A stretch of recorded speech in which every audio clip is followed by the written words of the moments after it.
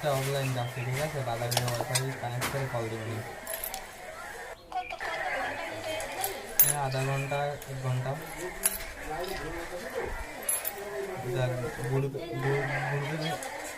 গ্রুপে কল দিলে থাক, ঠিক আছে? আমি যখন কল দিই তখন মেসেজ দিলে সময় পাইলে কল দিস, ঠিক আছে? বল।